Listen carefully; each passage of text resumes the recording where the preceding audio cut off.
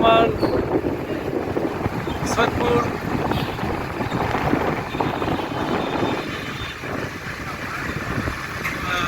ক্ষুদ্র শিল্প কুটির মেলায় যাচ্ছি।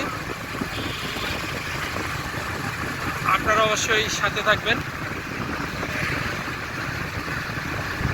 আমরা নীলফামারী থেকে সৈয়দপুরে যাচ্ছি।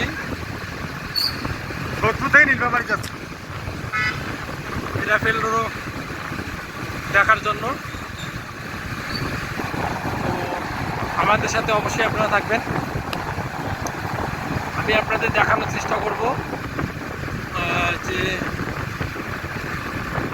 সৈয়দপুরে কোন জায়গায় আর কি এই রাফেল রোড হচ্ছে। আপনারা অবশ্যই সময় দিয়ে পাশে থাকবেন।